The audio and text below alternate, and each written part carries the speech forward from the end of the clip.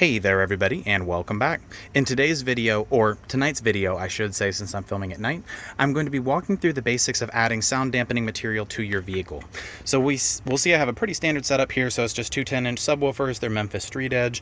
We have our sound dampening material, a pair of scissors, and then just your typical paper towels. So if you hear some road noise, I apologize, I'm actually near a highway, but basically just wanted to walk through the benefits. So the general idea of what we're doing is this is an 11-foot roll of sound dampening material. I typically prefer Dynamat, but I'm not sponsored by anyone in this video, so I'm not making money or getting products or anything from anyone else. These are just things that I bought with my own money. So the general idea is you can buy the sound dampening material, you'll twist the top off if it comes in a tube, and it comes in this giant roll or sheet like this. So the brown paper, it's kind of like your standard adhesive. So you have this brown paper, and when you peel it off, it'll give you access to the sticky underside where you can kind of mold it into place.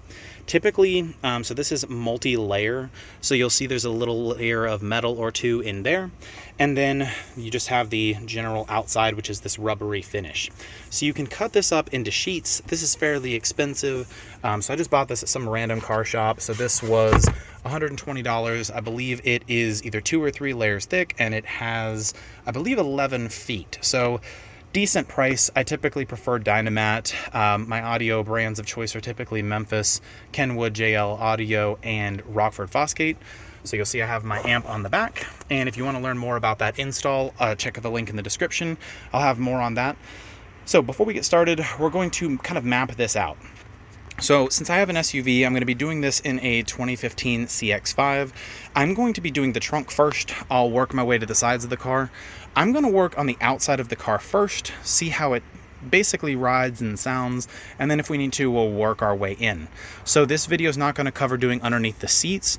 What we're focusing on here is going to be the entire underside of the trunk. So we're going to be removing these back panels here and here, doing underneath the subwoofers, and then above the wheel wells, because I get quite a bit of road noise. So what we're going to be doing is removing some panels just like these, and then we'll do just above the wheel well. So we'll try to cover throughout, and then when we get to the front of the car, I'll just walk you through the basics. So that's really all that there is to it. Let's go ahead and jump straight in. Now, a very quick disclaimer, this is for educational purposes only. So if you're going to be working with your vehicle, especially the electrical system, pulling out different panels, make sure you do it at your own risk. Consult the manufacturer guidelines, specifications to make sure that you're not pulling out any wires, parts, or damaging your vehicle or potentially harming yourself. So most people will recommend, which I do, that you unhook your vehicle or your battery when you're doing any of this work. So again, this is for educational purposes only. Make sure that you're doing this at your own risk and you're following manufacturers' guidelines and all applicable guidelines, etc. All right, so let's jump in. All right, so just adding in a quick clip here so you can see that we have the underside or the back of the trunk lifted up. So we have the spare tire here. You can ignore the trash and tools and all that. So this is one of the back panels of the vehicle. So this is a 2015 CX-5. So you have a screw over here, a bolt down there, a bolt down here, and there's a couple plastic pins. And when you remove that, you'll be able to see the back half. So you'll see the rear wheel well right here.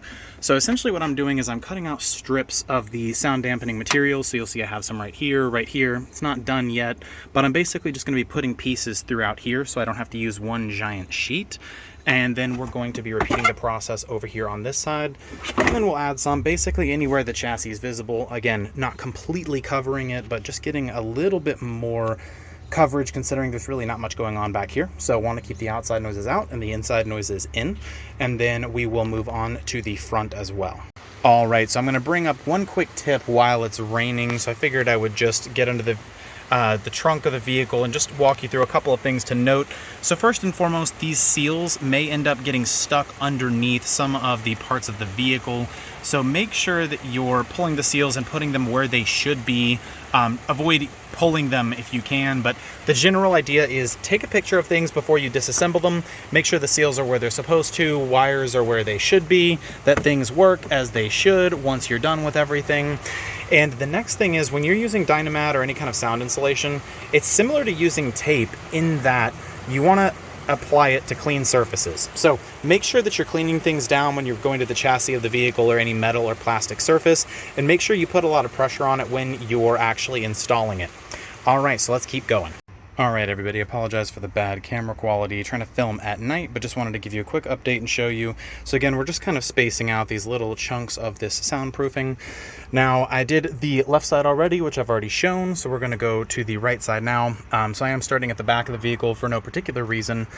Now, again, with this being a 2015 CX-5, we have a bolt down here, a bolt up here, a bolt right here, and then we have this little plastic clip, one of those pieces you may break depending on how old it is and if it's dried out or not. So basically those 4 pieces, there may be something else holding it in, but to be honest, I really just wanted to lift it up and go behind it. Now be careful when you're doing either side. So for this side, this piece, as you can see, I didn't push it in all the way, so I'm gonna have to take this panel off and put it back. But the pieces that will release the seats, essentially, those need to be either you need to make sure that you don't break them off or push them through and then push them back. And also just make sure that you're careful of any electronics, so you're not, shocking yourself. If you want to unplug your battery, that's probably going to be the best and safest route.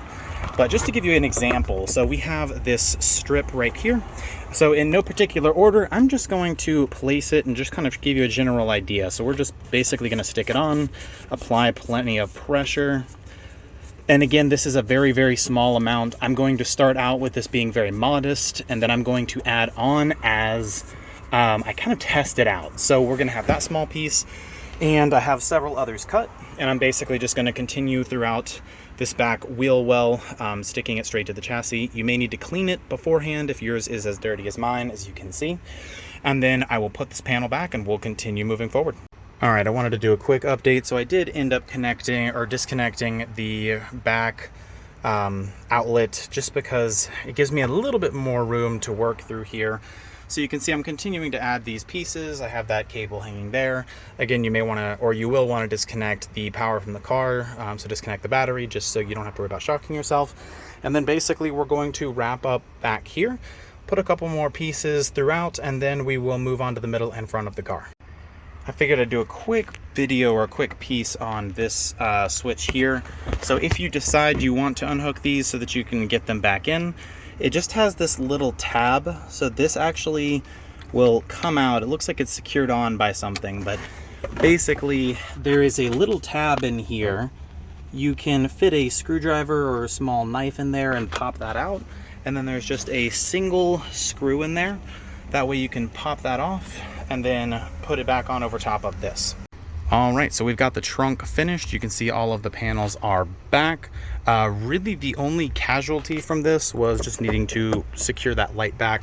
But you see we have the little Spartan runner here, and then the two 10-inch Memphis street edge with the amp on the back and wiring running through the car.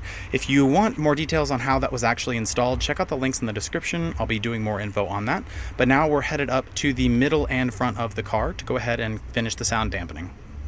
All right, so we're moving on to the middle of the car. Now this next series of steps is actually going to depend on the size of car, type, etc., which pretty much all of this will. So we have this back seat here. You'll see we have this panel that runs along the inside of the vehicle. Now this is actually the panel we just removed. So one of the goals with road noise is typically going to be removing anything above the wheel wells and really anywhere where there's a lot of wind or rocks or anything that could hit the car. Tires tend to generate a lot of noise. So we've actually covered this entire piece on the inside of the vehicle. Now the next part is probably one of the easier parts, which is basically pulling up these panels. Now you don't want to just rip them up, so you typically can pry and feel where they'll start popping. Now not all cars will just allow them to pop straight off, so make sure you're checking what you need to do for your car specifically. So basically we pull that panel off, and then you'll typically have a side panel here, which I have already taken out as well. I literally just pulled it straight off. I don't believe there were any screws holding that one in. And then you'll see we have this little wall right here. So the goal here would be, if you can access underneath the carpet, then you would want to add additional some additional layers of the sound dampening material anywhere where there's direct visibility to the chassis, and honestly just anywhere where you're hearing additional noise. So I may try to add a couple bits and pieces here, and then try to re-insulate this beam right here. And then if you really want to make your sound quality incredible, pop your door panel off, and it's going to be different based on every single door. So you need to be very careful with the doors. These are much more difficult. You may need pry tools, probably going to be some hidden bolts in here. And your goal is basically just going to be to put a couple of blocks throughout and test it. Or if you want to go all out, then you can just put the entire sheet on the entire door. So as you can see, we have these pieces taken off. So what I'm going to do is I'm going to try to add some in here. I'm not going to put any underneath the carpet just yet. I want to see what it sounds like just covering the outside and above the wheel wells. I'm going to replicate that on this side over here. And then to wrap things up, we're going to do the same thing up here. So you'll see we have the panels, and we're basically just going to pull those up just a bit. Pop that off. You'll see it just has a couple of pins. And there's not much to cover here. We may try to get in here and get a couple bits and pieces, see if we can get under the carpet, maybe get underneath the seats. And you also have another panel here. Now this one has a bolt back here, and you'll see some additional sound dampening material behind the car, or behind the brake and gas pedal. So my plan for this one is to try to feed in some dampening here. Maybe try to pull this panel off. This is where the fuse box is. Try to avoid any wiring. Again, you can take off your door if you're interested in getting the door taken care of. And there's a lot of road noise or engine noise from back here. So you'll see what I've already done is I'll pull this piece off here. So this is actually where the wires were brought through. So you'll see I put some sound dampening material and basically just pushed that piece back in. So where the wires feed through the firewall of the car, I've added in some additional dampening there. You can try to add it over top of the dampening material. Most of these have cutouts, so you can add, for example, if we wanted to pull this piece out, we can add some more right here. So there are different places you can add additional sound dampening material, and basically anywhere there's a plastic panel, you should be able to remove it and add more. So I'm not going to cover doing that only because I don't have a proper stand for my camera, and I'm again doing this at night. But that basically covers everything. So what we're doing is we're covering above the wheel wells. So if you want to do that here, you're actually, in this particular car, going to need to pop the hood. Because as you can see, the wheel well is actually underneath the hood of the vehicle. So we'll cover doing that really quickly.